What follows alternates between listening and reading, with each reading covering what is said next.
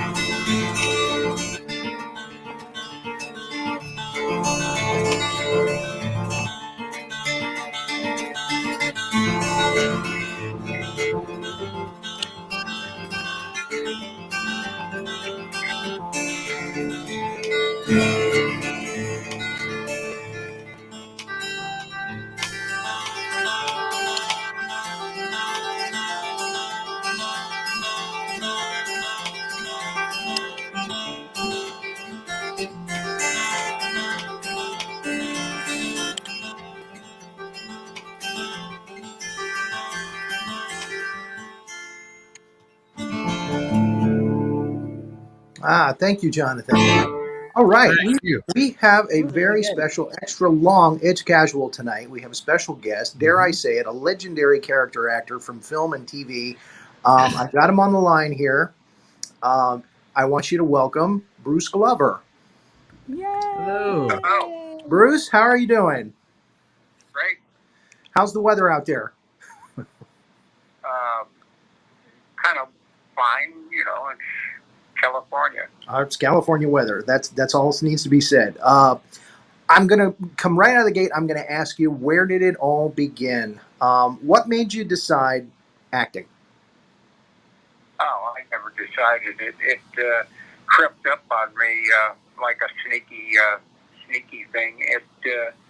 It was not something that I had planned to do, and not that I plan to do most of the things in my life. It just comes at you, and this is the way I think life is anyway.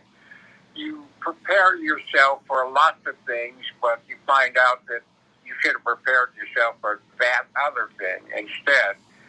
But in my tough guy, working class neighborhood in Chicago, I was, I'm pretty old, so I was a kid in the Depression era, and I learned something from the beginning of my time in being alive, that life is a series of onslaughts. There are things that come at you, and you learn to deal with them, and you find your own strength in the way you deal with stuff. And the life is not all sweetness and kindness, but you find that you're able to handle everything. Mm-hmm. And I have a theory that for myself at least, that the things that look like disasters are actually great advantages, because it causes you to grow and become strong enough to handle anything. So I was a kid in Chicago, and I remember being learning. I remember my first day of kindergarten. My mother dropped me off at the school, and and she left me there because she had other stuff to take care of, and the class hadn't opened yet, and there was a kid saw me, ran at me, and started beating me, and I didn't know what. I hadn't had a fight yet in my life, so I didn't know what to do. I just laid down, and finally a teacher came out and stopped it. But I learned eventually to be tough enough to handle everything, and that was basically my life as a kid in Chicago. Was every day you had to be tough. You had to handle this or that. And I remember one of my early fights.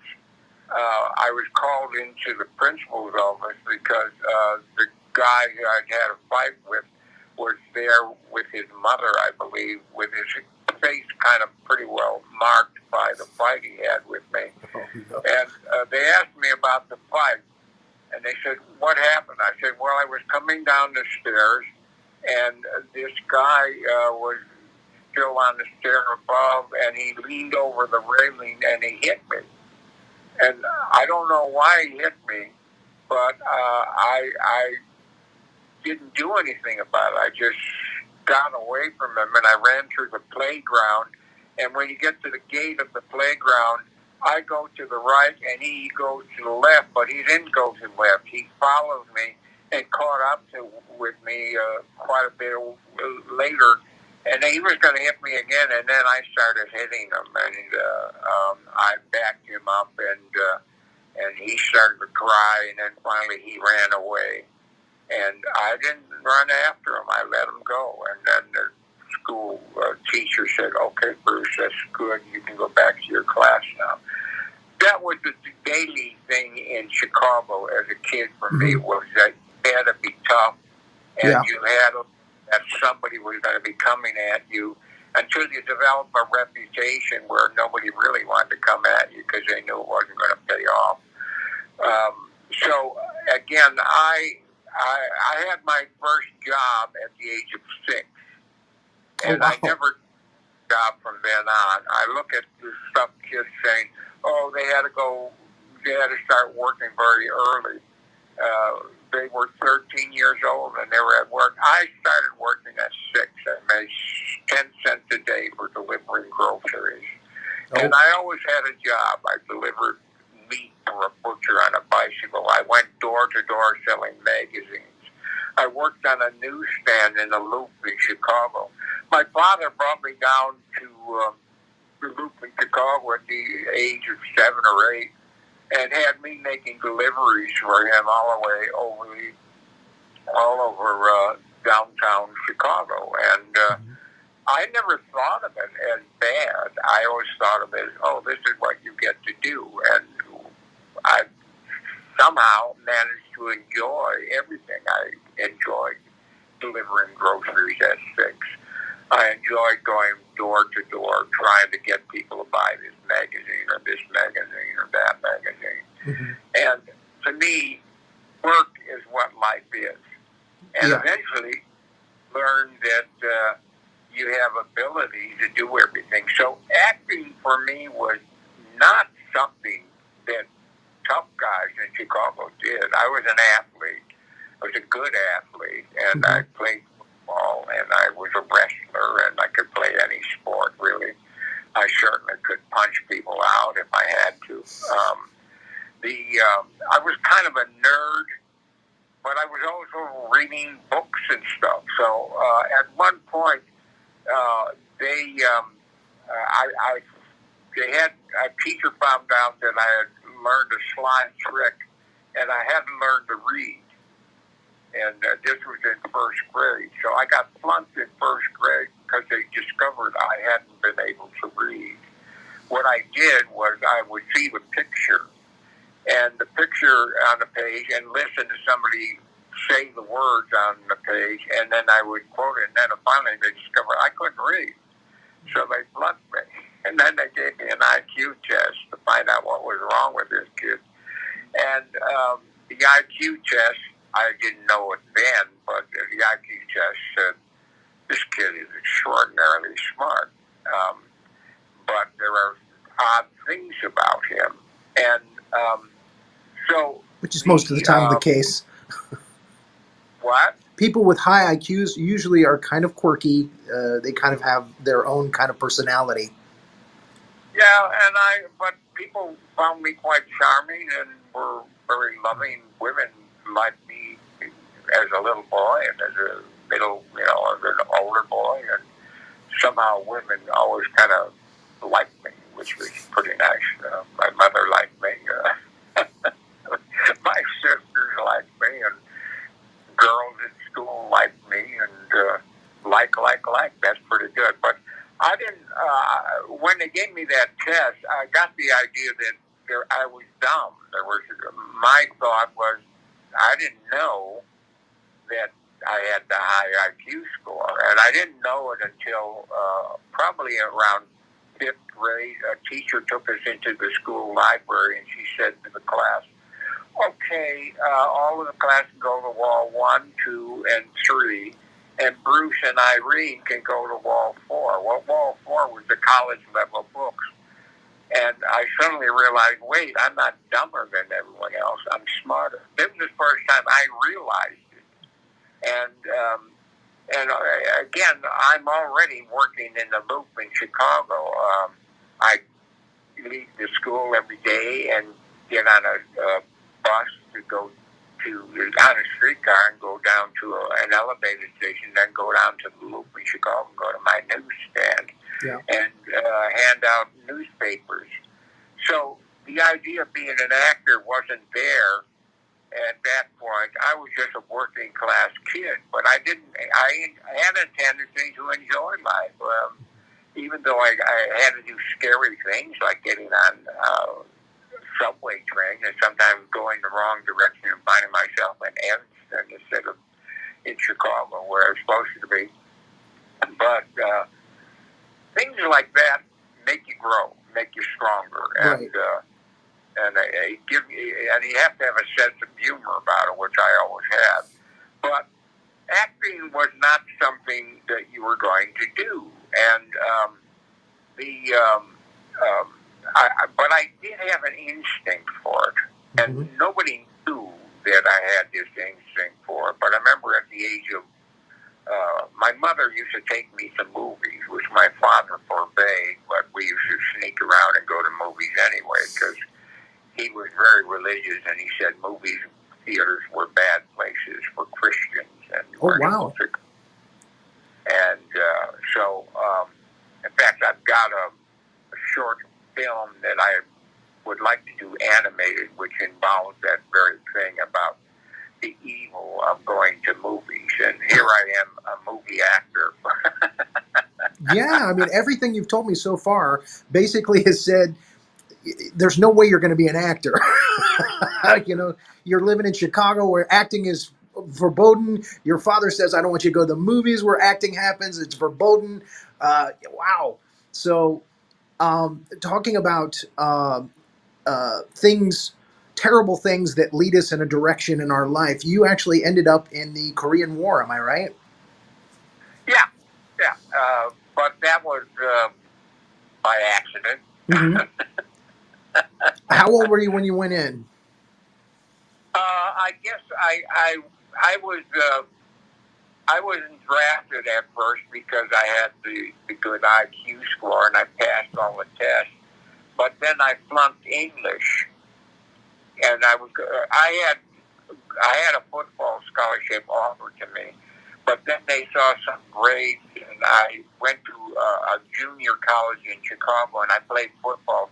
I was on a championship football team in high school. We played in Soldier Field, and I was a good, strong running back, and I used to play defensive end, and so I helped us win this all-city championship. We won the public league, and then we beat the Catholic League champs, and we were all champs. All-city champions in 1949. Good God. Most of you people listening weren't even born in 1949. So there I was playing football at this Wright Junior College in Chicago. And I flunked English, and that got me drafted for the Korean War. And got there the last 6 months of the war, and I managed to, because I had a ruined elbow from one of my, I managed to stay out of the infantry. I got to be a cook in an engineer company, and I learned a lot doing that. Strangely enough, you're observing people. I used to work out with weights and stuff like that on cook days and play basketball, and it wasn't all that terrible. I got shot at a few times, but nothing hit me. I'm lucky. So Korean War, and the Korean people are terrific people. I had a great deal of fun with them. But I was in a tent full of guys who had learned to use cocaine in cigarettes, and I was dealing with living in a tent with coke addicts. The only good person in tent was the Korean houseboy who I had to enlist to help me and warn me when they were trying. I one day had a fight with about 3 of the guys and knocked them all down and stuff like that. But they tried to poison me with putting bad stuff in my canteen. So I had to have the Korean houseboy protect my canteen. And it was it was a bad situation in that way, but somehow I survived it all, and eventually got to come. But one of the great things that happened in Korea, when the war finished, the University of California started sending teachers over and offering classes. So I picked up 9 hours of college credits in Korea, and one of the credits I finally picked up was, I figured I better pass English so I could pick up that football scholarship that was offered to me at Colorado College. So I had this course, and at the end of the course, the teacher, who was a very nice man, pulled me aside and said, "Bruce, I don't know what it is with you, but there's something odd about you. If I went by your grammar scores, I should flunk you again." And I went, "Oh," and he said, "but you write terrifically."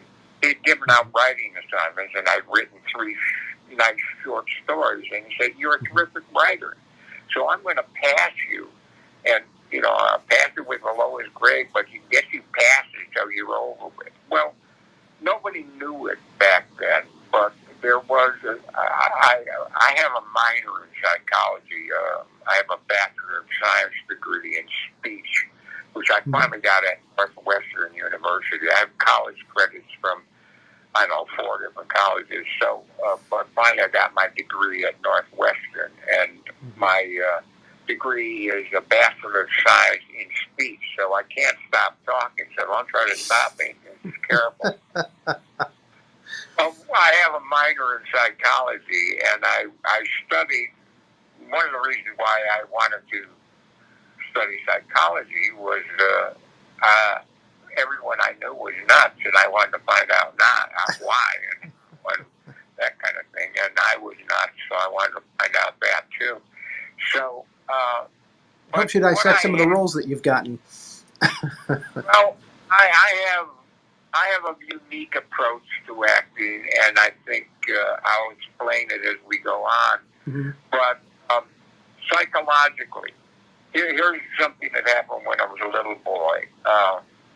My mother took me to see movies, and Mhm. I'd seen FDR, Franklin Delano Roosevelt, struggling to get to a microphone at some point. I'm sure that the Republicans were trying to make him look bad, and you never saw FDR once he got in office. He made sure that they never saw him do that. But I was intrigued by watching him as a little boy, and I think I was, I don't know. Now, let me interject that at that time, you would see a newsreel before the movies, as well as some shorts like The Three Stooges or a cartoon from Hanna-Barbera or what have you, before you actually got to see your movies. Yeah, there was well, it was great. You got to see the newsreel. You would get to see a cartoon. You might get to see Flash Gordon. Yeah. And then you see 3 movies. And it was an afternoon. Yeah, and you would come out and make sure that God hadn't come down to strike you because you were in a bad place. So if you were lucky enough and you'd get home and your mom was there, then you knew you would pass. God hadn't come back and changed the world while you were in a bad place. So, and you'd end up in hell. But that's how much I liked movies. I would risk being in a bad place, and when God came back, you would be left behind because you were in a bad place. You'd go to hell. So that was my understanding from my early days in church. So it's the devil's work. Yeah, that was great stuff. Religion at its best, telling you you're going to hell. Which it hasn't changed that much. Well, eventually there are going to be people. There are good people who have religion and they use it in kindness, and yes, all of the religions have some extent of kindness and goodness and You're stuff correct. like that. And power most of it. People get in control and they start embellishing stuff to feel powerful, and they make people feel scared and in danger, and that allows them to get money from them. So it's pretty creepy what happens with things like religion. But my seeing FDR was very interesting to me, and I would show my mother stuff that I'd seen at the movies, and I showed her FDR struggling with polio, with his crippledness, to get to the microphone. And my mother watched me, and she said, do you love your president? And I went, yeah. I didn't love my president. I just found it interesting. Mm-hmm. And that's, in a way, my whole approach to acting. I didn't know I was acting then as a little kid, but the instinct was there, was to observe people, see how they function, and then to get into the way they function and then start to live their experience. If you're not living the experience, then you're acting. And I don't believe in acting. I believe as a character, and that you're playing in a movie, that you become that character. And if you look at my IE Pro, and I suggest people do it because there are long sections of demos of me doing a wide variety of roles. And if you look at it, you'll see no character is the same as any other character. I would do a different person because I would become that person. Now, that is my approach to acting. I become the person. Mm-hmm. And some actors are always themselves, and they're still good actors because they live the experience that's in the script. There are other actors who are acting, and God, they're awful. But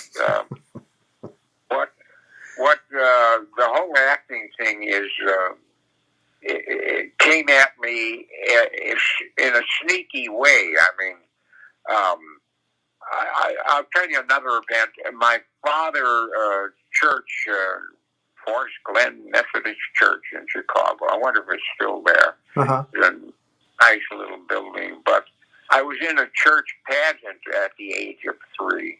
Mm-hmm. And there were 3 houses, stables. Mary and Joseph were looking for a place so that Mary could give birth to Jesus. Mm-hmm. And I was the 3rd place that they contacted. And just a little pageant at the church. Little churches, set Right. 200 probably. And so I was the 3rd person, and I'm like 3 years old, and I had one line. And when they came to me, they would ask me if they could, and I would say, no room at the inn. That was my line. And when they got to me, I said it with my little barrel-chested boy, no room at the inn. And the whole church burst into laughter. And I liked that. I thought, this is great. So I said the line again. And they laughed even more. And I said it again. And finally the minister came up the aisle and ran at me to catch me. And I dodged behind the altar and through the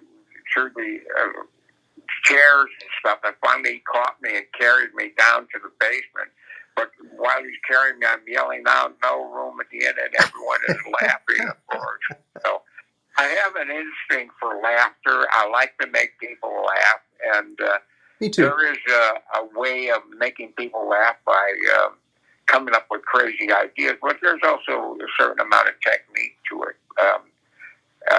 It's an odd thing, but there I was, the instinctual things, and I always had an ability to make up stuff, and I would do things. But being an actor for us tough guys, and we used to talk, I had to dress like a hoodlum. There were ways of looking that you would dress that you would look like a tough guy. Yeah. And there were also the way you would talk. So you would talk like this. If you didn't talk like this, you were a sissy. So you had to talk like with a D. Chicago. Yeah, yes, Father. Yes, I know, Father. So what, Father? So if you didn't talk that way, you were sissy. So I was, like I said, I was an athlete. And I used to work out with weights, and a buddy of mine who was also, and we also did art projects there. So there was an instinct for me to do, instinct is what I'm basically pushed to people, that inside each one of you, there is an instinct to go some direction. And if you're lucky enough to find the good instinct, and there might be a bad instinct there too, that who knows, that came out of some cruelties of your life, but cruelties are teaching platforms. That's things that you learn how to handle. In my years in the loop in Chicago, I guess I worked at that newsstand from the age of 8 to 13.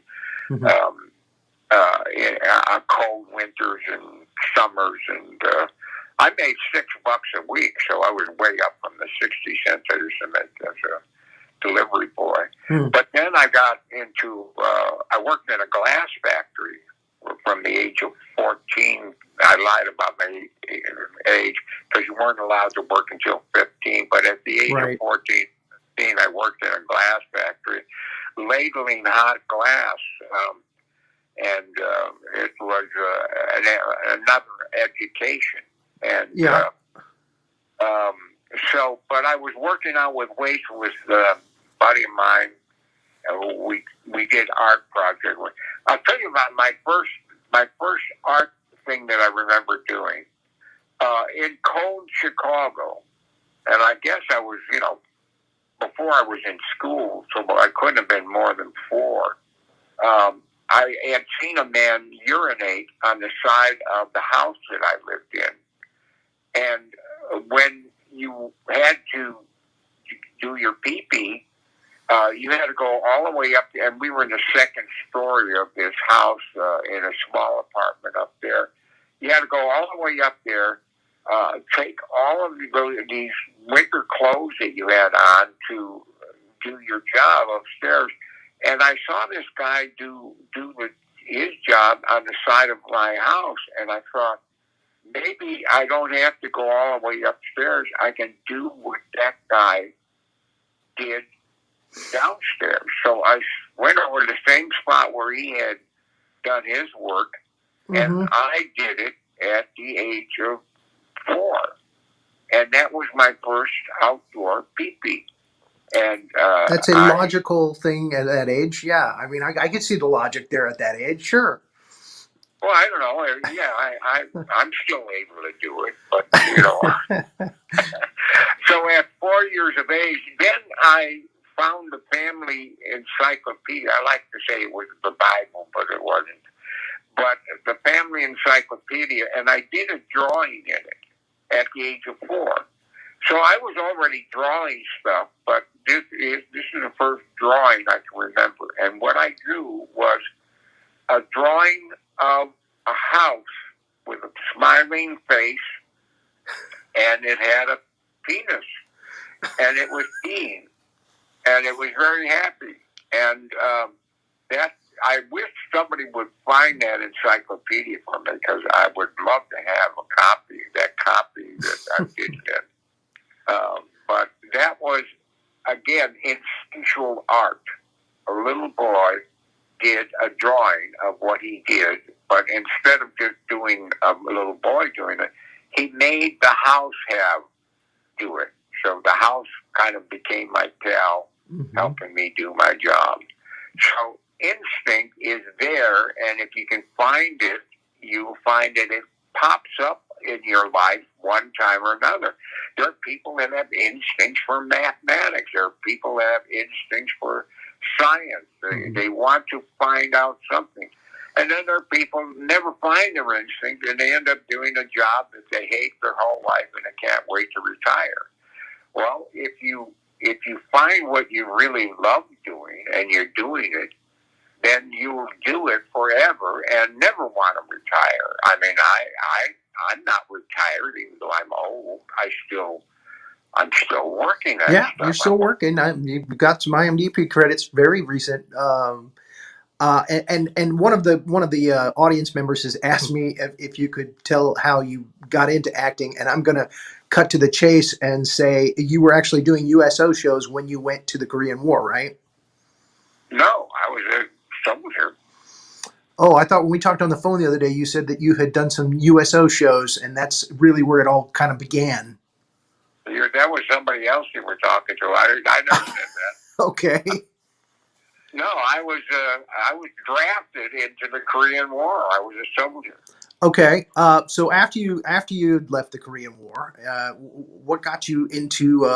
And your career really kind of began with some small movies and then television. You did a lot of television in the '60s.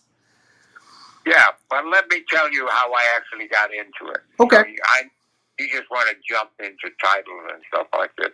But here it is. This buddy that I used to work out with and do art projects with said, "Bruce, you got a good build on you. You ought to go down there and pose at the Art Institute for the art classes."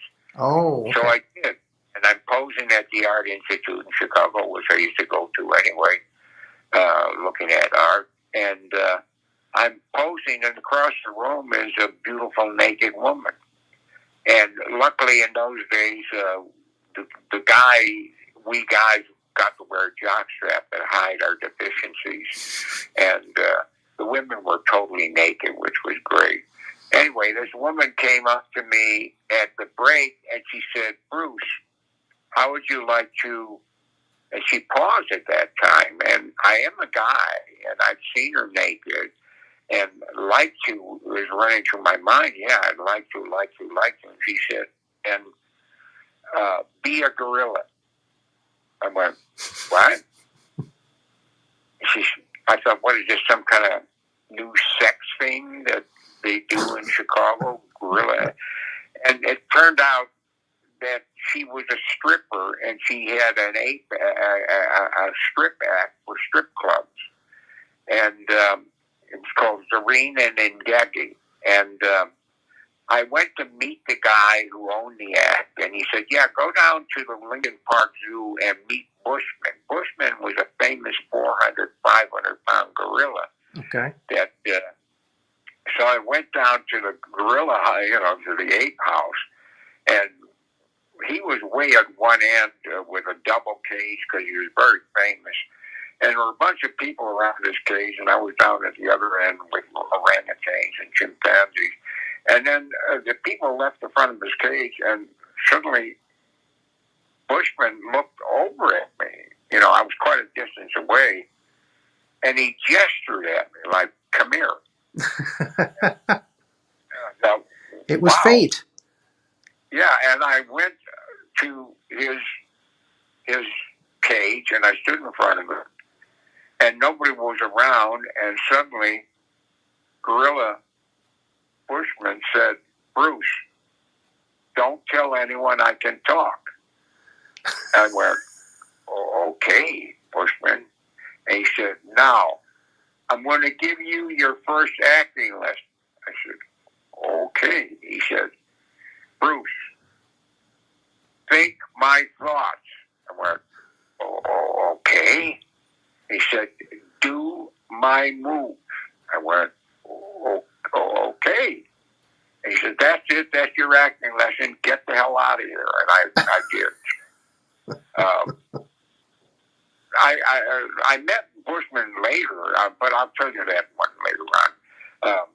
But at any rate, that's what I did in the rehearsals for the 8th act, and we went down to Tampa Bay, Florida, not too far from you, I guess. Right. And we were in a nightclub in Tampa Bay, and strip clubs in those days. And the act was like 15 minutes long, where I came out, scared the audience, went up on the stage, scared the girl, then she'd scare me off, and I'd go rest back with the band, and then I'd come out and finish the act, and kind of like, I won't go into the details because, oh my God, So it's like, again, back in those days, the stripping, in the strip clubs, they had like vaudeville acts, they had comedians and gorilla acts before the strippers came on.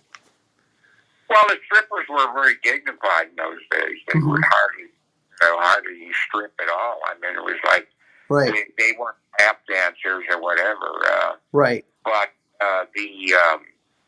so at any rate, there were a variety of people in the club. There were people who were dancers and singers. There was kind of like a common dressing room, and this magician working in the club in front of everyone took out his magic wand, and he went, Bruce, and he tapped me on the forehead, and then he tapped me on each of my shoulders, and then he tapped me on my nose, and he said, you are an actor. I said, what do you mean? He said, you make that gorilla so believable, you ought to try acting. I went, really? Acting? And then there was a guy from New York who was a singer in the club, and he said, yeah, you ought to go to acting classes in New York. And I went, acting classes? There are classes for acting? And I still, in a way, don't believe in acting classes, and I could go into detail about that variety of stuff that people teach people that is totally unnecessary. But again, my sudden realization that somebody was saying you're an actor was pretty surprising, and that kind of cooked for me. And that was just before I got drafted for the Korean War, because I was doing still playing college football, and I was playing on a semi-pro team on Sundays. I would play for my college team on Friday or Saturday, and which was terrible because I had no day off, and then I'd play with my pro team on Sunday, and I'd make $10, $15 a game, and sometimes if I made extra touchdowns, you get $5 for extra touchdowns and stuff like that.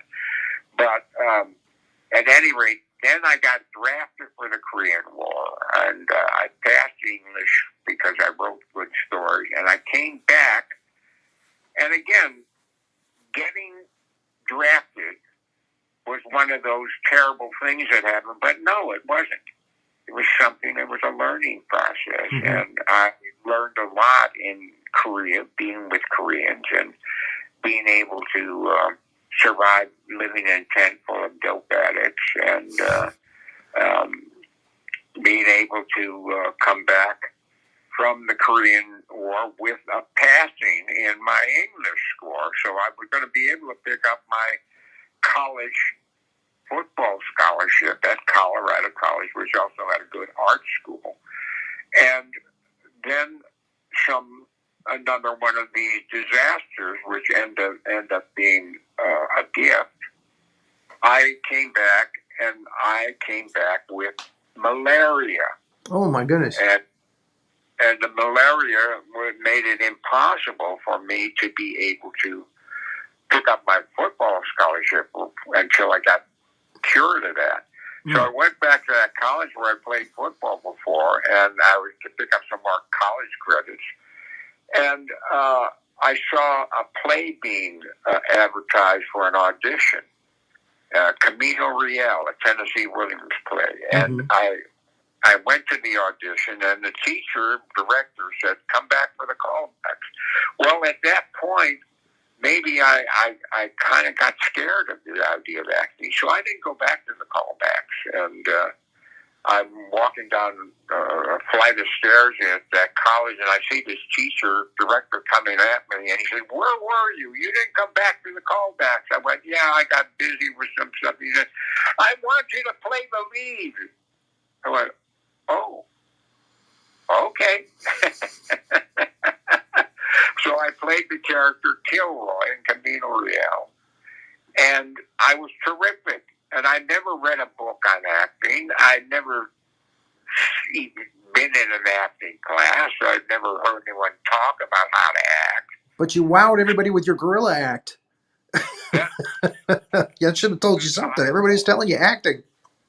Yeah, I was an actor, and I didn't know it. And I did it, and I was always doing it, and I didn't know I was always doing it. And from the time I got my laughs in the church for No Room at the Inn, and Okay, I got a personal question here. This is from one actor to the other. One actor who started in stage to another. The first night when you got the applause at the end of the show, how did that feel? I don't know. I just took it as, it was fun. I liked it. I liked being applauded. And I was terrific in the thing. I danced in it. It was a good opportunity role. Yeah. And just my instinct of acting, of being Kilroy, did it. Yeah. Kilroy was the famous thing that you'd see it. That Kilroy was here. Kilroy was here. That was during the Second World War. That was the GI. And so I got great reviews, and I remember somebody coming up and saying, "Boy, and the way you did that accent," I said, "What accent is that?" I still have to tease them in those accents. Well, the Chicago I went accent. to a summer stock company, somebody had told me about it. I did a couple plays in community theater around Chicago, and I even sang in an opera. Das Rheingold, and there was another career area that I could have gone down where I'm a terrific singer, and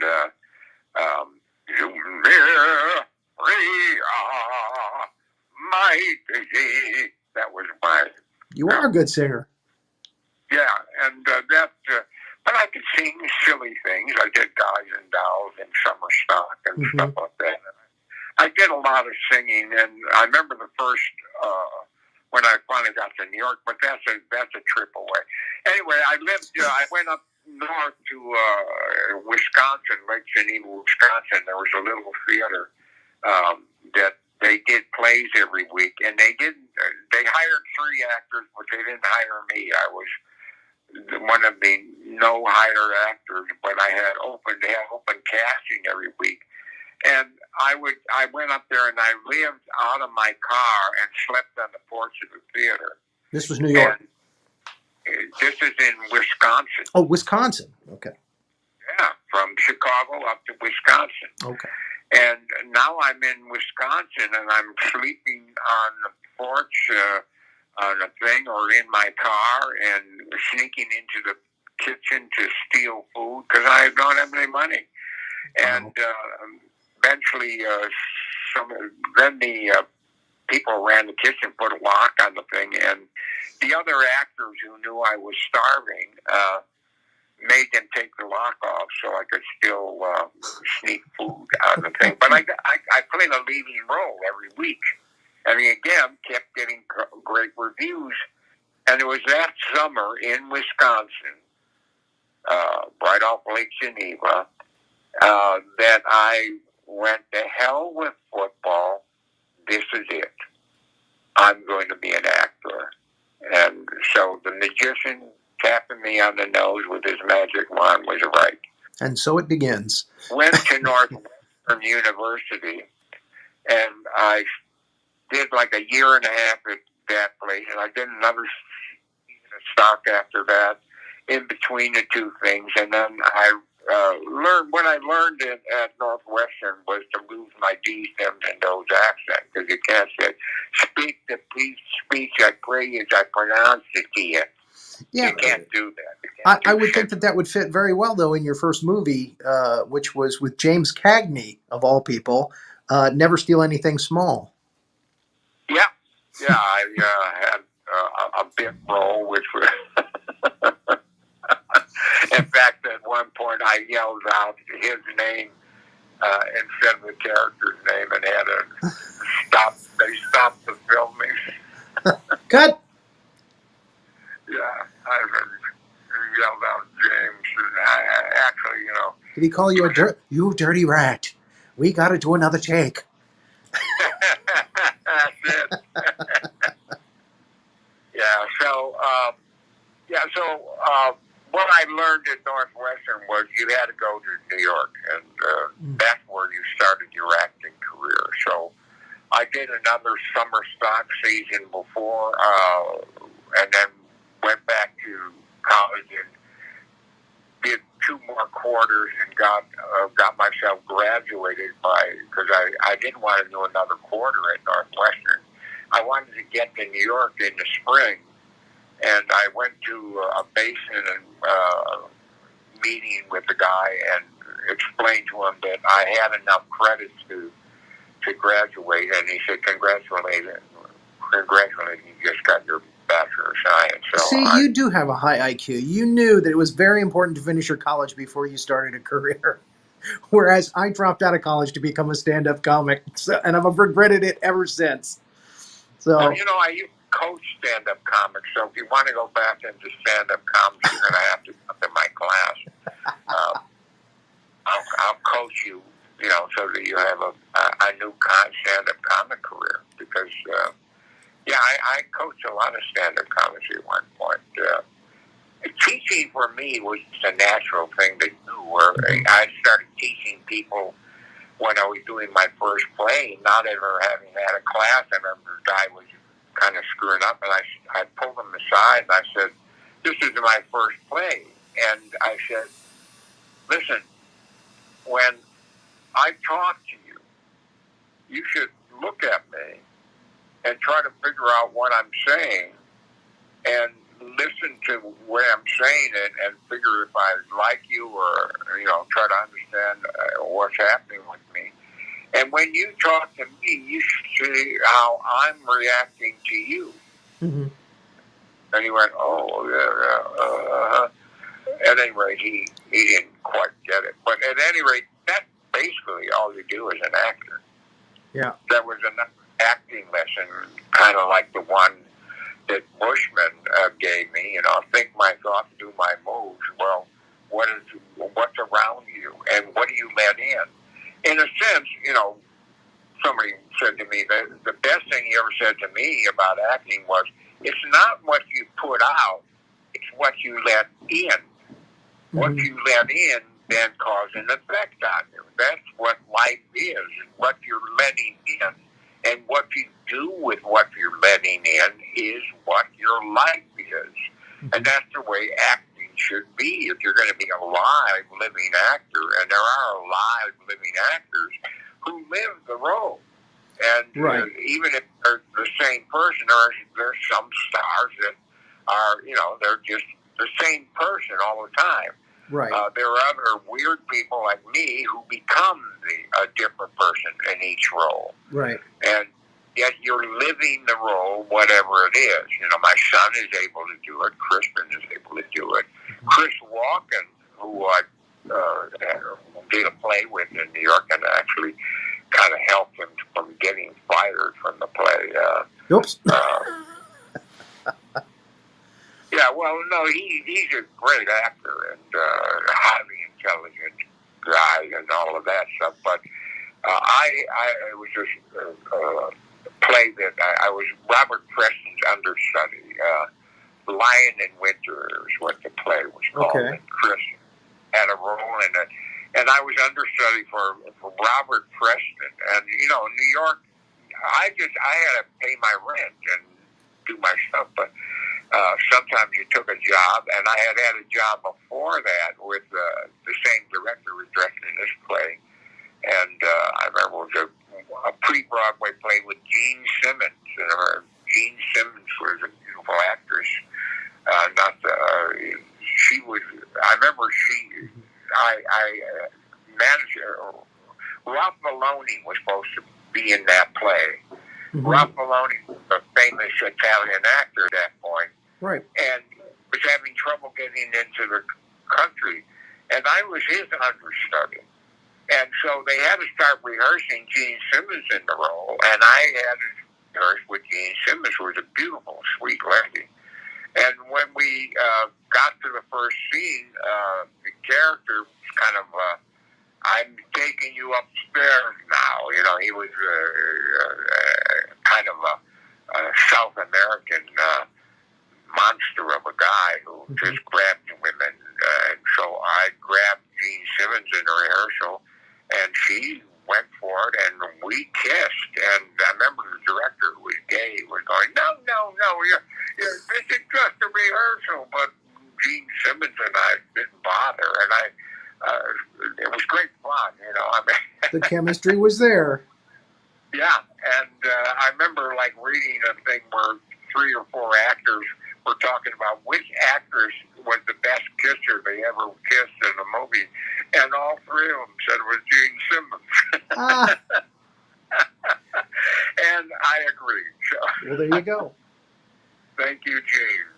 You have acting is a scary experience. So New York was a scary place, but I lived on the Lower East Side. 6 flights walk up. It was actually 7 flights, and then you could go up on the roof, which was 8 flights. That was nice. I had a great apartment on the Lower East Side in New York, and then when my wife saw me, my future wife at that point saw me in a play. I think she decided at that point, even before she met me, that I was worth going after.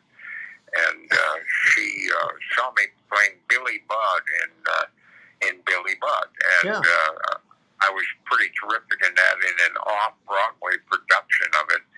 And she'd seen me in it. And we toured high schools with that. And I did a lot of stuff. I did more summer stock. I did 100 plays, literally, in my time. 100 plays. And I did summer stock, where you do a play every week, a new play every week. You don't have time. Basically, in 5 days, you're doing a new play while still performing the play you did the week before. And you're rehearsing a new play, and then you rehearse the next new play, and then you rehearse the next new play.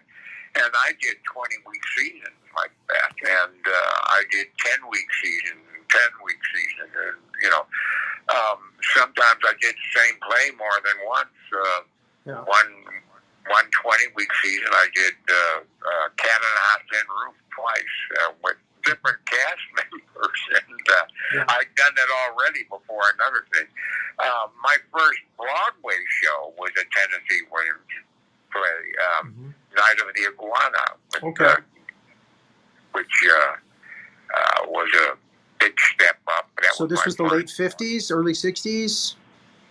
Well, I got to New York in 1957. Okay. And I got back from Korea in 1955.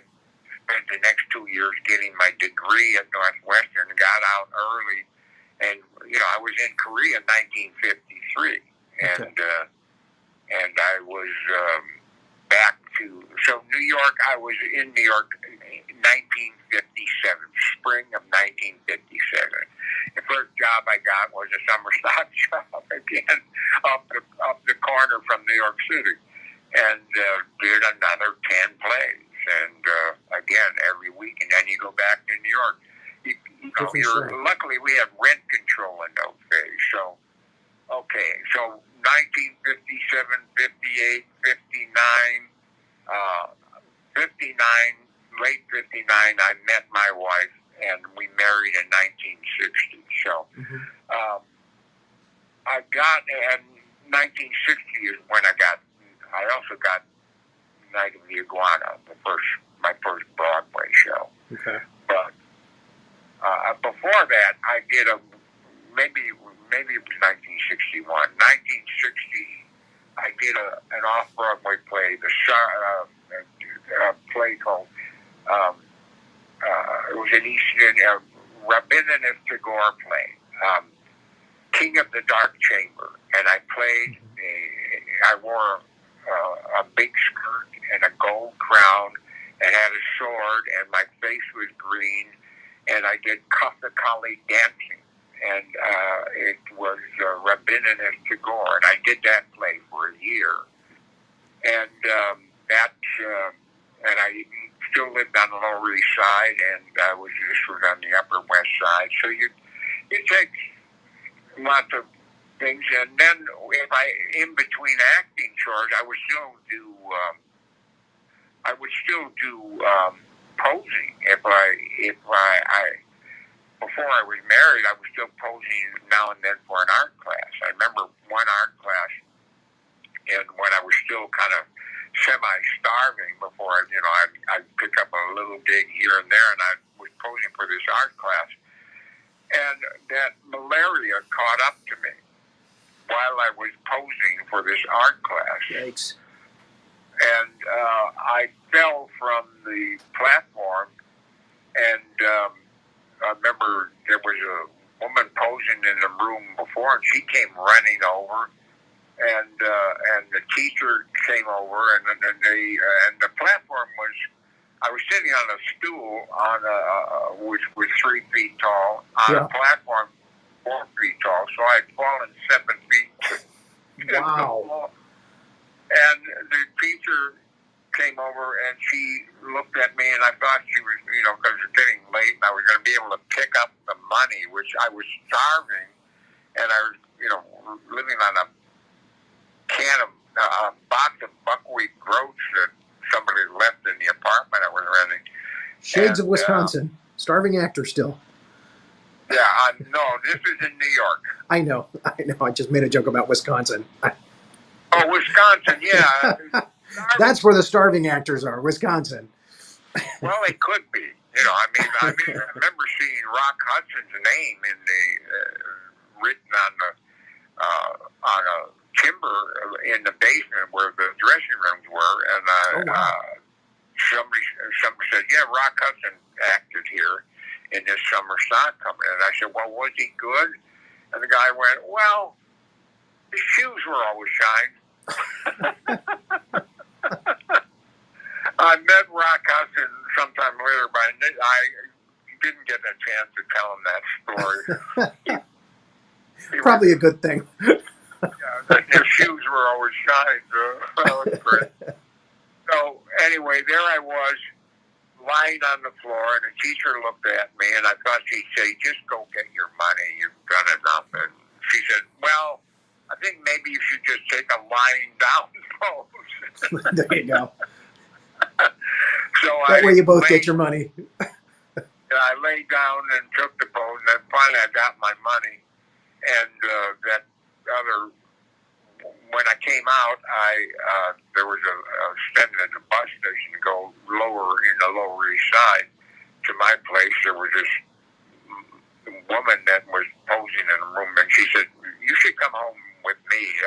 I think she was concerned. She was going to try to nurse me or something, but I got scared and of her, and I ran across the street to a store and bought some hard salami and started eating it right away because I had money. Then I went down to the lower, further down the Union Square on 14th Street, and then the fever started to catch up to me again. Oh no! And I started hallucinating, and I started seeing things, and I saw that there was a transfer, a crosstown transfer from the bus from Union Square down to Avenue B. 10th and Avenue B is where I live, and I had to transfer my hand. Suddenly, wind came up, and it was raining. And the wind caught my transfer and threw it into the gutter where water was flowing. And I thought I should grab that transfer. And then my malaria said, "No, let him go. Let him be free." And I said, "Be free," to the transfer. And the transfer thanked me and went free down the gutter. And I walked across town in the rain, and I saw myself turning. And I could see myself turning inside. I could feel it turning in me. And I pulled open my leather jacket, and I looked down, and there I was. I was turning into a cornucopia. And I could look down into the cornucopia and see all of my gifts. I could see all the things that I could do, all of the acting that I could do, and I could see stories and paintings that I could do.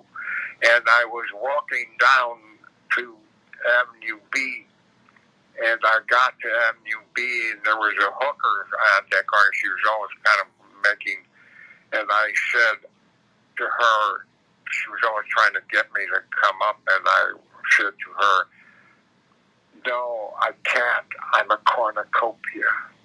And she looked at me and smiled and said, "Okay, goodbye, cornucopia." And I went back to my apartment, and I lay in my bed, and I continued looking at all the gifts that were inside me. So anytime I want to feel that I could see all the stuff that I could do, and that's one of my things that I am. I'm kind of multi-talented. I can act, I can write, I can paint, I can play. I did eventually go back to sports, and I created a soccer team. And I played soccer for a good 20 years, and I had created a team, and finally my knee went, and I had to quit playing soccer. So if anyone can find me a new knee, I'll go back to playing soccer again. But at any rate, New York... Well, we learned you shouldn't put salami on top of malaria. That's you'll hallucinate. I can still taste that salami, you know. I don't eat salami anymore, but my daughter loves it. I can't keep it in the house. I buy it every week. She just scarfs it up. I don't even touch it. Well, she's got a taste for it. She's got a taste for it. She loves it. Well, it probably goes back. I think of back to some of the Asian food that there's a certain spiciness, and that's true. That Asian flavor, and I remember learning to. I remember being in Japan the first time, and when they would let you go over to Japan, and I love the Japanese, and I love the Koreans, and I wish we were more like them. At any rate, so there I was in New York, and then Broadway shows. I did 16 Broadway and off-Broadway plays, and sometimes the Broadway play would be like that one that I did with Gene Simmons. We only got to, I think we started in Boston, and then we went to Philadelphia, and then it closed there and never got back to Broadway. And you would get Broadway shows that would never go back to Broadway. I had one. Finally, I got a Broadway show that went to Los Angeles, and it. What was the name of it? I'm flipping out.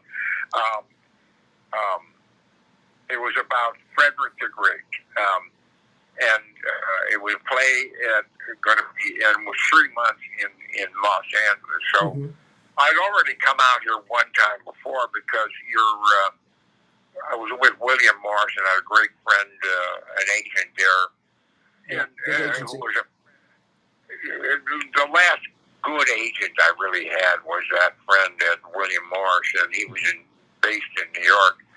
And he said, you have to go out to L.A. and start picking up, because he knew, and everyone could see that theater was dying. Yeah. Stage was dying, and you had to make the transition. So I had made a previous transition to L.A. for a brief period of time before I went back to do that play with Robert Preston and Chris Walken, who was in the play. Chris Walken was, I could see immediately that he was a great actor. But he was nervous, and I didn't have a part in the play, so I was there with the producers, the director, and the writers, and they had just fired a girl and replaced this girl with another girl, and Chris Walken was afraid they were going to fire him, and they weren't talking about it. So I pulled him aside after he'd come off the plane. I said, Chris, come over in the side lobby here. And I said, listen, let's start talking about what you just did, and I'll talk to you about it, and you can talk to me about it. And then every time you do a scene, come over on the side, and we'll talk about it. Well, we did that for about 2 weeks, and I said, Chris, I think you about got it. He said, yeah, I think I do. And so we didn't have to do it anymore. Chris Walken got not only didn't get fired, but he got nominated as new actor of the year on Broadway, and he deserved it. Bruce, I want to thank you for helping me with that role. He's got a very distinct way of talking. Yeah, he didn't talk that way.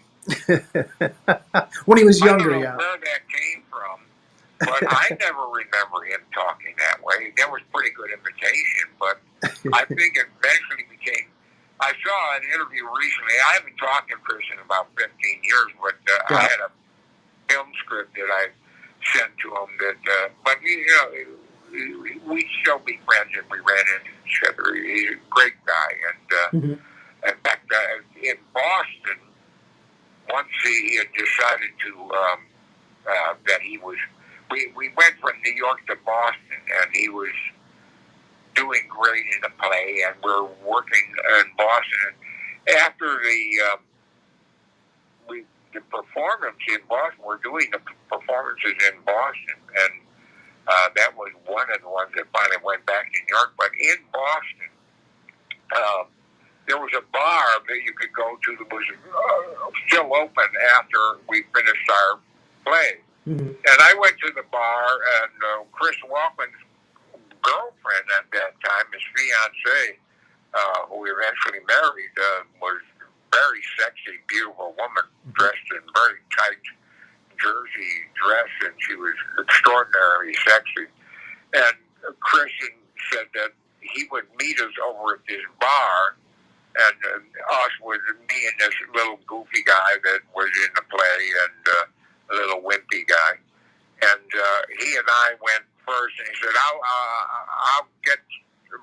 we'll come over and join you at that bar. So I was at that bar and sitting behind a table, and this little goofy guy was, and there was a pianist there, and he was making goo-goo stuff with the pianist and saying stuff, and suddenly, out of the darkness in the rear, somebody appeared behind this goofy kid and slammed a bongo drum on our table in front of him and said, play on this guy, and then disappeared back into the dark. So I'm a Chicago guy, and I remember, like being in a bar where a buddy of mine had tried to have been flirting with a girl, and the girl's boyfriend went away and came back with a shotgun. I remember like shoving the door shut and pushing the shotgun, and the guy shot. So bars are not good places to be. They can be dangerous. They can. We one of our viewers has asked, out of L.A., New York, and Boston, which was the scariest place for you as an actor trying to make it? None of them. None. Nothing Okay. scares. Nothing. Good answer. Scary? Yeah, What? It's all fun, you know. I mean, it's not scary. It's like, how do you deal with it? Every place you go to, you deal with what is there, and you if you're lucky, you get help here and there. Like, I remember the other actors in that summer stock company where I was living out of my car, making sure that I got food, and eventually moving me in, getting me to move in to one of their rooms. So I was, for a couple of weeks, I got to live inside. And, you know, there are people that will reach out for you. There are a lot of kind people in the world, and if you show your own kindness, you know, I mean, I've just invented a new religion. It's called Be Nice. There you go. That's the only rule. Boy, that certainly seems to be something that's diminishing over the years. Wow. Yeah. Yeah, I think it works, you know. I mean, hey, be nice. People are nice. Yeah. You know, be good to each other.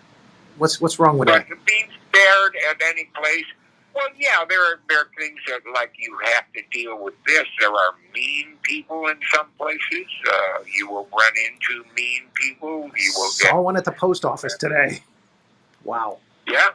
Well, that's what you get. Yeah, I just came in entitled, I want my mail. You know, like, dude, relax. Understood. It's out there. Were you still doing theater when you started to get movie roles in the early 60s? Uh-oh.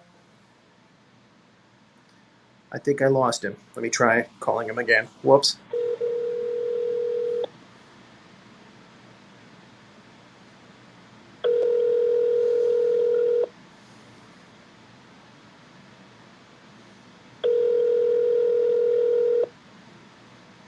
Hello? Hey, I lost you for a second got there. cut off. Yeah, wonder what happened there. The question that I asked when you got cut off was, were you still doing theater when you started getting movie roles in the early 60s?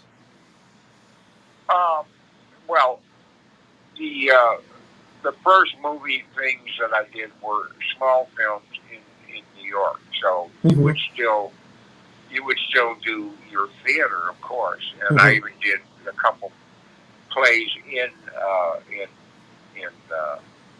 Hollywood, in L.A.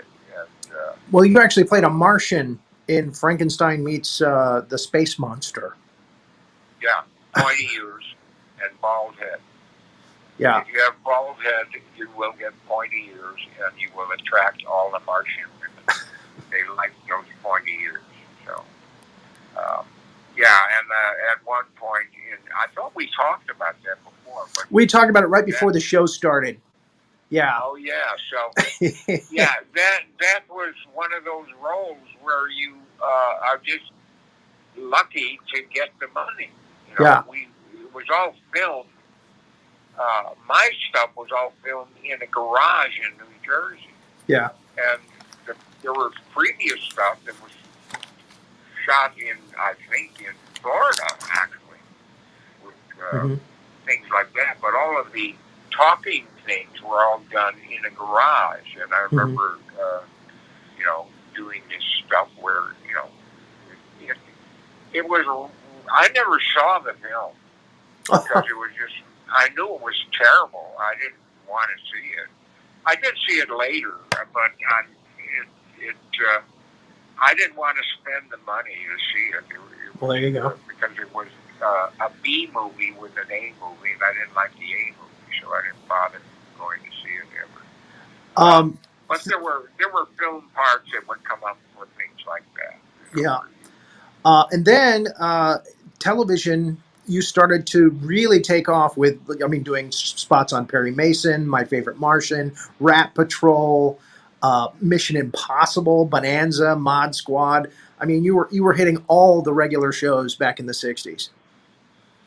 Yeah, but who knew they were regular back then? I mean, I just got out there, and Rat Patrol was one of the films I picked up in my second time in LA. Mm-hmm. Now, the first time I came out and I did the Perry Mason show, Mm-hmm. and I didn't get to see that until later. And then later I realized, hey, I was good in that. You know, surprising. Yeah. To me, it was just on the instruction of my agent saying, go out to LA Yeah. and pick up some stuff. So I picked up 3 shows, and in that first visit, and then came back to New York to pick up my understudy role in understudying Robert Preston. So there I am doing that play, and that play ran shortly. It didn't run that long, but it was a decent run. And then we got, I'm thinking of sequence after that. So after I did that, then I auditioned for a play that was, by the way, Chris Walken was terrifically good in that play, and he had to audition for the Actors Studio 3 times, Oh, wow. 4 times before he was allowed in. Now, I auditioned for the Actors Studio once, and we had to call back, and people who had seen the call back called me and said, we want you in the Actors Studio, you're terrific. But the head of the Actors Studio, Strasberg, turned me down. Lee Strasberg. Well, Yeah. I never went back to the Actors Studio to audition again. But Chris Walken, Dustin Hoffman had to audition 4 times, 4 times. Oh, wow. I was Dustin Hoffman's understudy in one of the plays, one of the off-Broadway plays that I did. And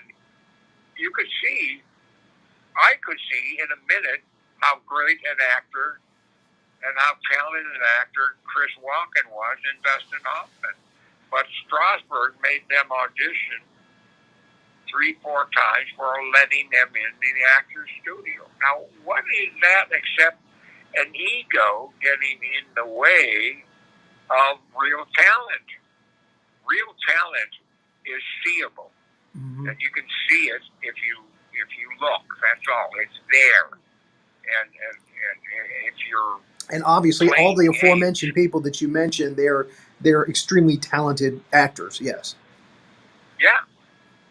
And so if you look at some people that are, but I never went back. I didn't get into things, but I didn't ever go back to the Actors Studio. My ambition wasn't to be in the Actors Studio. My ambition was to work, make money, pay my mortgage, pay for my marriage, pay for my rent, pay for my, support my wife and my kid when once I got married.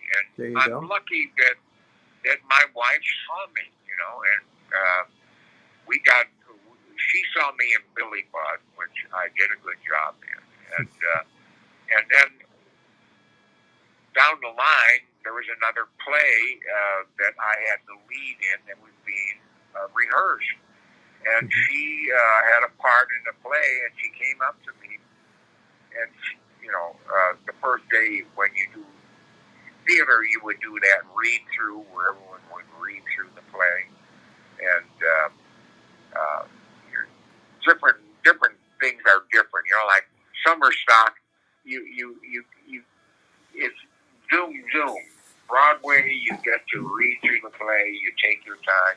Off Broadway, it's faster. You have different schedule on your the days that you play and days that you don't play. And the interesting thing about uh, is that you do get time to work on it when you're doing these long plays. There's like the difference between that and I even did repertory. Repertory where you do a play, then you open a second play, then you do performances of the first play while you're rehearsing, and then you do, and then you start having 5 plays, and you do 2 nights of one play, 2 nights of another play, 2 nights of another play, and 2 nights of another play. Again, things that actors don't have to do anymore. But boy, is it a learning process. Doing summer stock is, what a learning process that is, where you don't have time to fiddle around and worry about how good you're going to be. You just do it, and you end up being good because you're just good. And, I can't remember who told me, but somebody said when I was young that, you would learn the most about acting if you did summer stock.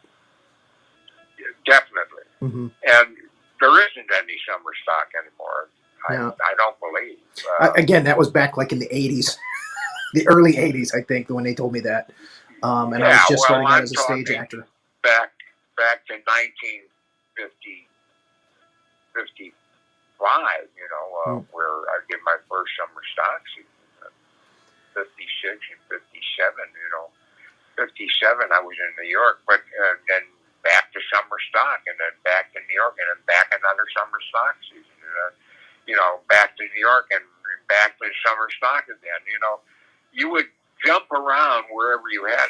At my first audition in New York, I was offered a role in a touring company of a musical, and I was in the chorus, and I an understudy and everything. I turned it down, and people were surprised because it was decent money. But I didn't want to. I had just gone to New York, and I didn't want to leave New York. I wanted to conquer New York. I wanted to be a New York actor, and I didn't want to be out on tour for a year. So I turned it down. But again, my voice, my singing thing, was something that I ignored at that point. And there's a band right now that wants me to start singing with them. So I may, eventually, when I finish my art book, I may go back and do a singing album of some sort. Putter Smith is still playing. He's somewhere in LA there, and he's still playing. And I actually, and I actually reached out to him, telling him about this show, and I was hoping that maybe he would pop in and say hi. I just realized I forgot to send him the link. Well, so I hope to get him on the show sometime. You should. I mean, Putter was one of the great gifts that was given to me for Diamonds Are Forever. I mean, that was an opportunity, and Putter was part of the gift. And that was 1971. How did that happen? How did you get called into the auditions for a James Bond movie in 1971? Well, and not just any James Bond movie, but the Bond movie where Sean Connery agreed to come back for one more time. Yeah. Lucky me. Because, there's another gift, working with Sean Connery. Yeah. It's a terrific thing. Well, here it is. Agents, sometimes in the old days, agents used to be your best friend. Then eventually, agents become kind of like your danger, your dangerous thing. They're trying to push you for stuff that they're not imaginative. Your agent, back in the old days, was the guy that was my agent was a friend, and we would have dinner days together. And even after my wife and I were married, he and his wife, it was a friendship, and he saw your talent, and your talent, my talent was variability. That I could do almost anything. I could change from this to this to this. The danger of nowadays agents is they just shove you into one slot, and that's what they did to Chris Walken. Yeah. Chris Walken is capable of doing a variety of things, and in his early days and in his days in New York, I watched him have variety. That Walkenizing of him, and I saw him talking about, he would accept the role and want to do the role that was given to them, and then they would walk-inize it. And I heard him laughingly talking about it that way. But Chris Walken doesn't have that walking. Even now, he's still, if you're talking to him, he doesn't sound that Walken imitation that you did. A lot of people do that impersonation. I know. Well, I know. It's attractive. And he said, you know, he would want to do the role, and then he'd come back, and they had Walkenized it. So he'd have to go back and do that walking kind of thing. But, you know, you look at, so an agent, your agent can become your enemy. Yeah. What got me the roles that were important were casting directors. Mm-hmm. A casting director that recognizes you, and you still may go through the agent to get to your casting director. Right. Once you impress a casting director, they're for you. A casting director can be your best friend. Mm-hmm. The casting director who sees you and then their job is to convince the producers and directors of whatever the project is that you are worth looking at. And they can even be, you know, and they can be really, I had one casting director which said, I'm bringing in Bruce Glover. He won't be like anyone else. Everyone else will be approaching this thing and saying, he will bring things to the role that nobody else will bring. And it is always extraordinary and different.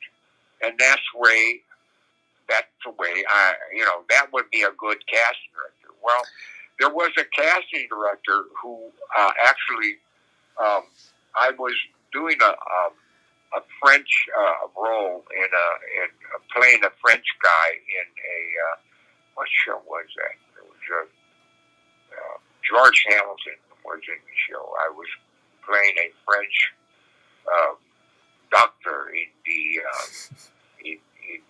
thing where I was being a French doctor, and there was a casting director named Billy Gordon, and his wife was studying French at the time, and she happened to see this show, and where I'm doing this French accent. He says, "Oh, Billy, there's a new French actor in town. Come and take a look." And he looked, and he watched me do this French thing. He said, "Yeah, he's a good actor." I said, "Look him up."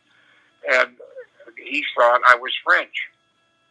And he was so impressed when he realized that I wasn't French that from then on, I was the top of his list. Billy Gordon set me up for a role in a Stanley Kramer film that were these two guys who were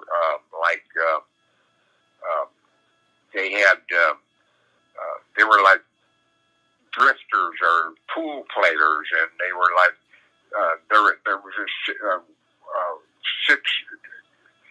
This is one with the kids traveling, trying to save buffaloes. What was the name of that film?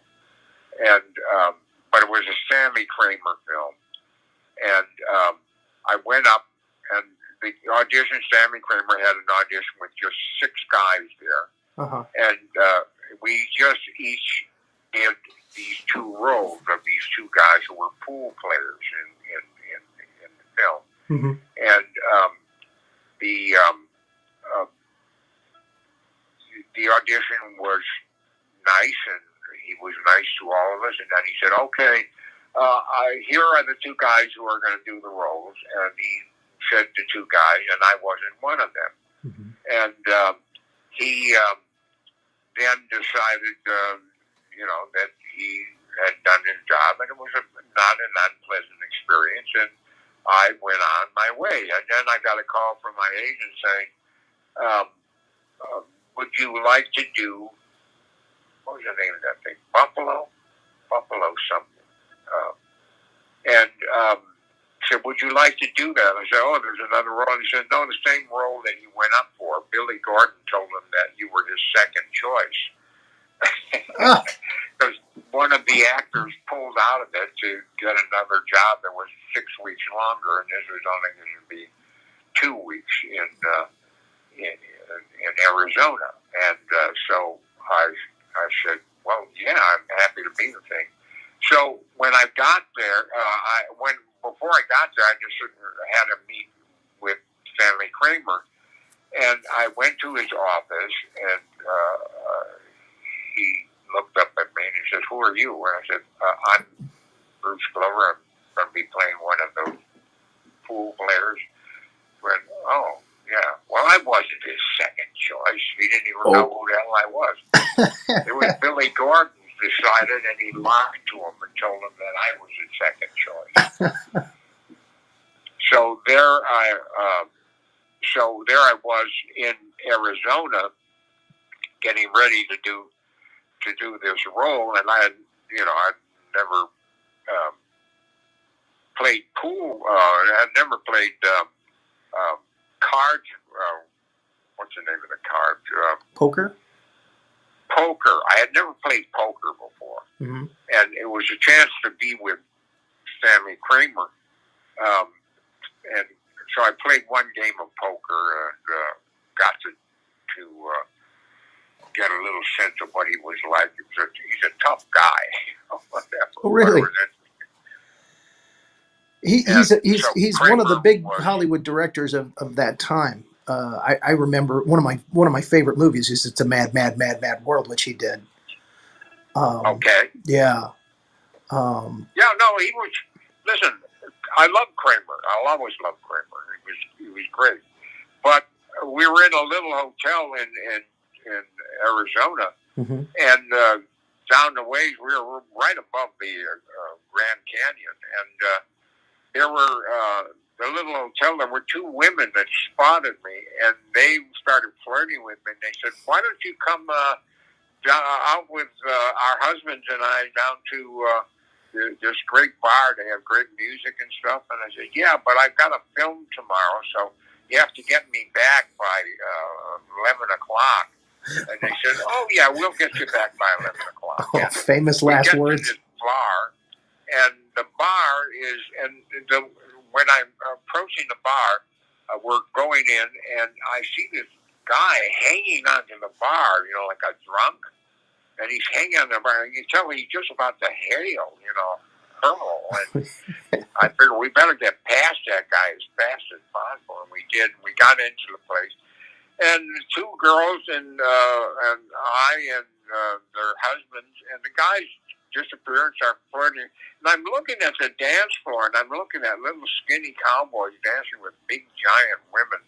And I'm wondering, that's why they can herd cows and ride bisons and stuff like that, because they're not afraid of big giant things, big giant women. And then when we came out of the bar, the guy was my girl was still there, and I went, "Oh my God!" And I realized it was a wax dummy. It was the best thing I ever saw. Even had sweat on the thing, and and you see a lot of those in Arizona in bars of these wax figures, and this one was fabulous. Oh, anyway, a sick bar person. When I got back to the hotel, I didn't get back there until like 1 in the morning. They were too busy. And when I came out, and there was some woman was pointing over at me, and the two women that I was with were talking to them, and they're pointing. They said they want you to come to a party. I said, "I've got to get back to my hotel. I've got to shoot a movie tomorrow." They went, "Well," and they went, and I saw some cowboy guy getting into a truck, one of those little skinny guys that dance with the giant women. I said, "Are you going up the road there?" And he said, "Yeah." I said, "Can I hitch a ride with you?" And he said, "Yeah, crime." And he took me up to the hotel, and I managed to get 2 hours sleep in. But I got to the set, and everything that had happened came into the character. Yeah. And the character was, "Ooh, you got a shotgun. Oh, you got a shotgun. Oh, you got a boombox." And the character was simply there. All the stuff that I'd done the night before came into the character. You had picked it up, yeah. And Stanley Kramer was walking around behind the camera going, "This is, I could tell he loved what I was doing. And the role got extended until it did become a 6-week job. So that actor had left because it was 6 weeks. He was in Miami or something. Didn't get, So I got to do the role, and then we got to do the next thing. And Kramer said I was the most take-over actor. When I finally got to the final scene where we're indoors playing pool and playing with the boys, and I think, what's the film named Buffalo Bushido? I think that's what it was. That's one on But the I list. played That's with- one on your list, yeah. That's what the film was. And Kramer just said, what do you want to do? And I ended up directing the whole scene. I said, can we move over here and do this? And then and he said, you're the most takeover actor I've worked with since Lee Marvin. And he said, I'm going to make you into a star. And eventually, so again, you get into sometimes casting director are your best friend, like Billy Gordon was. Billy Gordon took me from that role where I'm playing this, poop kicker cowboy type guy. Now he's going to push me for Diamonds Are Forever, where it's the first time in history of film that 2 characters are going to be gay. Killers. Yes. Yeah, 2 gay killers. And so so Billy Gordon pushed me for that role, pushed me. And great director, Guy Hamilton is a great director, Right. great to work with, Right. and terrific, So he and the 2 producers were just having meetings with people, and I didn't get to read the script. I didn't get to. I didn't even know the characters were going to be gay. Okay. And again, like the gayness was something that came in later. So we would have these interviews, and I knew he was a villain. And there was an interview where finally they said this was they'd gotten it down to 3 characters, three actors who might do these 2 roles, Mr. Winch and Mr. Kidd. And there was me, Putter Smith, and this other actor who I knew slightly, who I knew was a good actor, and he was more physically like Putter Smith, and there was me, and I figured, oh my God, I've got the role. One of the characters is mine. Because Putter had never acted before, right? And the other actor, and Putter was there, and he was kind of grumpy, and I didn't think, and I thought, well, I know this other guy, and I know it. So I kept telling them what a terrific actor this guy was. And then I didn't realize until later he was my competition. Putter Smith was the one who was at the role.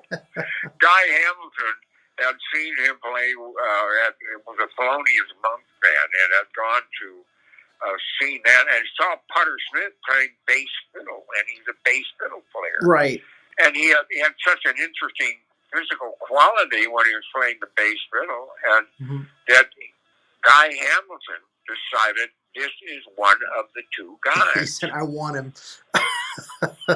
Yeah, so he was cast, and I didn't know that I was telling them not to cast me, but to cast this other guy instead of me. Now, we talked about this before the show, and when I was doing some research, I found out that there was a missing scene. There was a deleted scene from Diamonds Are Forever, and I would like to show that now, if I could, if you'll wait for just 1 second. Sure, go ahead. Tell me when Renee, to talk again. Yeah, the scene is where a character named Shady Tree, who's one of the bad guys, gets killed. And we'll show you the scene that happens in the movie as it's edited, and then we'll show you the deleted scene. Shady Tree. Shady, we just adored your act. What taste, style? And we have a few suggestions. Critics and material I don't need. I haven't changed my act in 40 years.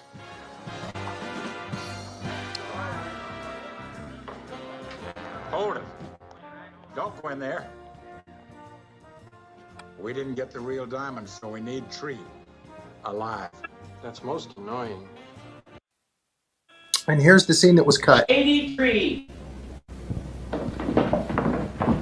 Shady, we just adore your act. What taste, style? And we have a few suggestions. Critics and material I don't need. I haven't changed my act in 40 years. Ah, this one's surefire. That's the oldest guy. And this one will kill you. Come on, fellas, a popping gun and squirting fly routine. You gotta be kidding.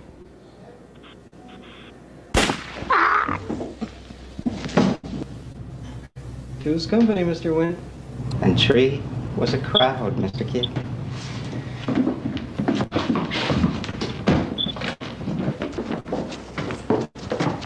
So there it is, what could have been. Now, you told me that actually they cut that scene because they just felt that it made the sequence drag. Yeah, I think the editors, they edited out, there were stairs and all kinds of stuff. They just needed to, hurry it up. It was just dragging, yeah. I see. It had nothing to do with the actors. I mean, it had to do with the footage of the camera angles and shots, and it just piled up, and they just finally cut it. I see. Okay. But I'm glad that I found it because I thought it was, a nice scene. And I wanted to share it. Yeah, well, that Shady Tree was a great guy, and, I liked working with him. But getting back to the realization of that these characters, when finally I got the part, I met with Guy, and Guy said, "Is there anything I can do for you?" And I said, "Yeah, Guy, don't tell me which character I'm playing. Because, again, this is this weird thing that I approach acting in a way. I don't want to know what I'm going to do. I don't want to be rehearsing the lines in my head ahead of time until, in summer stock, you do plays while you were moving and doing the action, so it was tied in. So you would do your lines in combination with what you were doing in rehearsals for when you were doing your play. That's the one advantage of summer stock is you did your actions while you were, you do your business and stuff while you were doing your lines. So it was a combination of actions and things. Where if you start thinking of doing lines, that's separate from the actions. So I didn't want to know which character I was playing because I didn't want to be thinking of the lines because I had finally, when I read the script, realized that these were going to be the first two gay characters in film. And my wife was a ballet dancer, and she had lots of gay friends, super people, were very talented, and gays around, I remember one of them saying, "Oh, if you two get divorced, I don't know which one I'm going to marry." I remember going, "Well, it won't be me, buddy." But I remember, I used to play and be funny and goofy with gay people doing stuff like that, but I didn't want to do that as a character. And I didn't know quite what I was going to do with the character when I realized that these two guys were gay characters. Well, the Guy Hamilton said, "Okay, I won't." He said, "Well, why don't you want me to tell you?" And I said, "I don't know, Guy, I just don't want to know." And he said, "Okay." And he told Potter Smith not to tell me which character he's going to be playing. So there I was on a day when we were going to do our first shooting, getting makeup and wardrobe and stuff out in the desert, out from Las Vegas, and I still didn't know which character I was going to play. Wow. Now, this is one of those strange things that I do as an actor. I give myself difficulties on purpose to make something like what you let in is what is important. and I didn't know what I wanted to let in. I didn't want to know what I was going to put out, and I don't ever want to know what I'm going to put out until I do it. Mm-hmm. And so I'm there, and I suddenly realized I didn't know which character I was going to be playing, and I suddenly started panicking. And I thought I better talk to my acting teacher. So I called myself up, and I said, Bruce, what are you going to do? What's that? I said, Bruce, you're locked up in a ball of failure. You have to get outside the ball. You have to get out. So start getting out. So I started looking up at the sky, blue sky, blue sky. Then I started looking at the sand, and it was sand. It wasn't sand, it was dirt. And then I started looking around, and then suddenly the breath of air in like 7 in the morning out in the desert came in, and I felt great. And I looked around, I went, wow, I feel great. Now, there's Potter Smith. We're gay. I looked at him, and he's got this snagly mustache and snagly teeth and goofy lips. And I thought, gay people kiss. I don't want to kiss this guy. So if I don't want to kiss him, I don't want to do anything else that sexually that gay people do. So there's no sex in this thing. Sex is out. It doesn't matter what gay people do. This is not about gayness. This is about Potter Smith being fun to look at. He's hilarious. He's great. He's like a giant toy. I just have to punch him in the corner of his button there, and he's my toy. Potter Smith is my toy. That was the character's relationship. Potter Smith was my toy. Very jealous of my toy. My toy. Nothing to do with sex. It had to do with his being my toy. Then a guy came over and said, Bruce, come over and pick out your scorpion. I went, oh my God, I'm Mr. Wint. I'm going to be holding this scorpion. I don't want to hold this scorpion. And I went, oh, ick. And I said, wait a minute, you show-off actor. You're going to be the only guy on the set with a scorpion. So pick up the scorpion and be the guy who has the scorpion.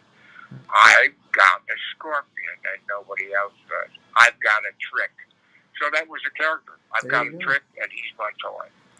That was the whole relationship, and that's how I came. And, you know, an hour later, I was on set with Sean Connery, and I was great, getting laughter and all that stuff. I remember. Now, you stayed friends with Sean for a long time, right? Pardon? You stayed friends with Sean for a long time. Well, I can't say, you know, yeah, we were friends when we were working together, but I never saw him again. At one point, we were shooting a scene late at night, and Sean didn't know me yet.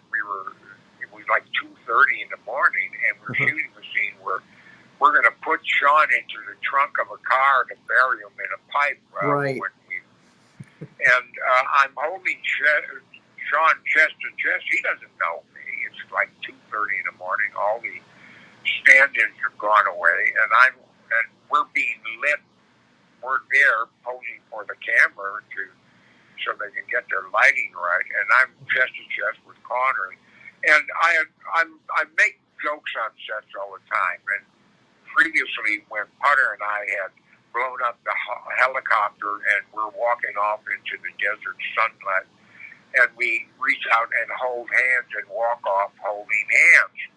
Well, when we shot that, and it was done, and Hamilton said, okay, cut, and I yelled out, you're blushing, to Potter Smith, and the whole crew laughed, and they cut that scene out 5 years after it had been released in the theater. When it was first shown on television, the scene was, they cut out that moment where we held hands. It was way too daring. Really? I didn't know that. Yeah. Wow. Yeah, it was too outrageous. I mean, now I guess they put it back in. I remember it was 1982. I graduated from high school, and I got as a gift from my parents, my graduation gift was one of the first VCRs with the tapes, the top loaders. And one of the first movies that I got was Diamonds Are Forever. Watched that thing, oh my God, maybe 100 times. So Well, great. I'm glad holds that, significance for me. Okay, the next big film you moved on to was the Walking Tall series. You actually did all 3 of the movies. You started out with Joe Don Baker in the original, and then Bo Svensson. And Buford Usher Right. was on set constantly. Right. For the first one. Filming, of the first one. And then when I don't know why, but Joe Don was going to do the sequel. Mm-hmm. Buford was going to do the sequel, but they wanted to give a screen test first. Mm-hmm. So they built 3 sets, and I was going to do. Buford and I have become good friends, good fun, hilarity, joker kind of friends. He was there every day of screening. Yeah, we have a picture of that actually, and Buford Pusser is the character that the movies are about. He was actually there for the first one. And again, you made good friends with the actual Buford Pusser, the guy that the movies are about, because he was there. Yeah. And when he was going to do his screen test at Paramount Studios with 3 sets, and me and Buford and the director, a step-in director, who so Buford arrives and we greet each other, and he says to me, "Bruce, I'm scared to death." I went, "Oh, well, yeah, that's a good place to start, Buford. Fine." And so this goofy director comes over who was able to say, roll them and cut. That's about the level of talent that he was. He said, "Okay, let's read through it." And there's like 3 or 4 scenes, I think. And I'm doing my deputy with Buford's character, right, and doing a hijacker that was later played by a black guy. And we had, we read through it, and this director was wobbling from one foot to another, and he went, then he suddenly whirled on one foot and said, "Let me know when it's lighted," and walked out the set. Buford looked at me and he said, "I was terrible, wasn't I?" I said, "Yeah, you were." And he said, "What am I going to do?" I said, "Listen, Buford, you remember when you used to be out on patrol and you'd be in your car and you'd be driving and you'd see a car doing something and you would like start following them, then you would call in their license number to see what was, if there was anything out on that thing, and then when you decided you were going to stop them, you turned on your lights and see how they reacted, and then when they pulled over, you would stop your car a couple feet out so that you would be protected by your own car from oncoming traffic, and you would walk towards his car and you would look in through the back windows and see if there was anyone in the back seat, and then you stand behind his shoulder looking to see if there was anyone in the passenger seat and to see if there was anything in his hands, if he had anything. And then when you asked him to get out, you walked the way he got out, and you would talk to him, and you would talk to him about see how he reacted to your talking, and you would watch his hand and make sure he didn't have a gun. And he said, "Yeah, I do all those things." I said, "Well, that's how you act." He went, "Oh, okay." And he was terrific from then on. There you go, acting as being. That was Buford and he was amazing. And we did all these scenes together, and then there was a final scene where I was already out of uniform, and I was just an off-camera voice. And I said, "Buford, my son is up at a Boy Scout camp." My wife was taking Crispin up to a Boy Scout camp. Mm-hmm. And I was supposed to go up there to a campsite up in the mountains. And I said, "Buford, my son is up there and you don't need me anymore for this, and I'd like to get up to Mercedes." And Buford was always about family, you know. Yeah. Buford was all about family. Yeah. And and he said, "Yeah, you go on up there, Bruce, and I'll see you in Tennessee." And I reached up, and he was up on a truck platform, and I reached up and goosed him. I said, "I'll see you, Big Bird." And he said, "I'll get you." And we were both laughing as it went out the door. And that was the last time I saw him. Yeah. He was murdered, and his daughter, Iguana, told me the story of his murder and how he had been forced off the road by a tractor trailer. Yeah. And she had was following another car, and she got out of her car and got these two tractor trailer guys standing there watching Buford lying under his car, turned over car, and she said, "Help me get it." They said, "Not on your life, lady." And later on, she looked and saw that there were skid marks and stuff that this tractor trailer had forced Buford's car to off the road and into a turnover. And she crawled under the car and pulled Buford out from under the car. And she pulled him out and held him with his head in her lap. And she looked down at him, and he looked up at her and said, "Iguana, Iguana, Iguana," and died. Oh, man. And she, by this point in telling the story, I had to get a paper bag for her to breathe into because she was hyperventilating. Yeah. And it still moves me to think of the death of my good friend Buford in that way. And you were his most faithful deputy. Yeah. Well, they in the movie they even tried to bribe you and you wouldn't take it. Yeah, that was a good scene. And because again, Buford saved your life earlier. We actually have that scene here. Can we play that? Great. Yeah, that's the scene that I chose. I felt it was apropos. What the scene in the bar where they're trying to bribe you. Making 20 years as a deputy. And all you got to do is testify that Buford deliberately ran you off the road. That's murder and the end of him. Now then, get over it. Don't get that crap, Brady. You'll do it or else.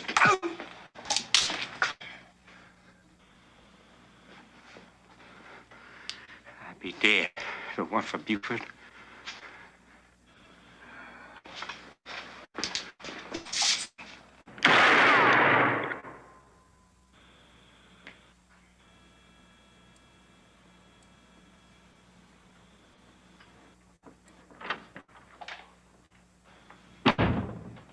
Rice can never figure people. You can never figure people. Well, unbelievably, 2 hours has already gone by. we have about a minute and a half left. Is there anything that we're definitely going to have to get you back on again? Yeah, I think so. I only went through a half a page of notes.